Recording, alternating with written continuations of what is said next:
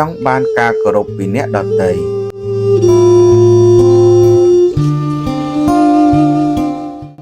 បើអ្នកចង់បានការគោរពពីអ្នកដទៃ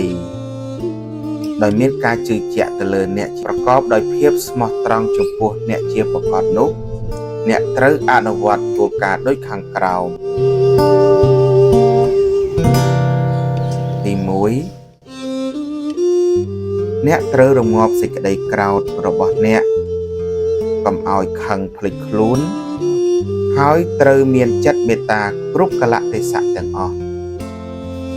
ទៅកាន់មនុស្សដែលរស់នៅជុំវិញខ្លួនរបស់អ្នកឬក៏ក្រោមការគ្រប់គ្រងរបស់អ្នកទី2រងាប់ការប្រកាន់នៅក្នុងទីនេះគឺមិនត្រូវប្រកាន់ជាតិសាសន៍និងសាសនាឡើយជាពិសេស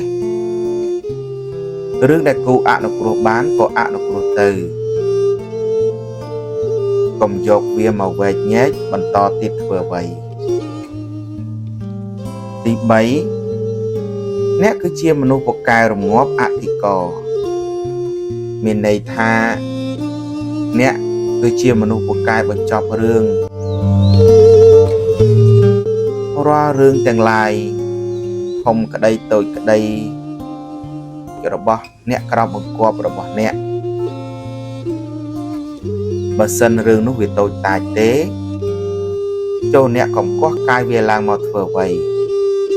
ហើយអ្នកត្រូវតែជាមនុស្សពូកែសម្របសម្រួលពូកែលើកទឹកចិត្តដើម្បីធ្វើឲ្យអ្នករស់នៅក្រោមបង្គាប់របស់អ្នកនឹងគេមានភាពកក់ក្ដៅចំពោះអ្នកទី4រងាប់កិលេសគឺភាពមិនលោភលន់បើអ្នកចង់ទទួលបានការគោរពពីអ្នកដទៃអ្នកត្រូវប្រកាន់ភ្ជាប់នៅភាពពុំមានសេចក្តីលោភលន់ហួសប្រមាណនោះទេទី5អ្នកត្រូវតែជាមនុស្សមានបញ្ញាខ្ពស់ហើយច្បាស់លាស់យល់ដឹងស៊ីជម្រៅរាល់រឿងគ្រប់យ៉ាងទាំងអស់ក្នុងនាមអ្នកជាមនុស្សម្នាក់ដែលគេមានជំនឿទុកចិត្តទៅលើអ្នកទី6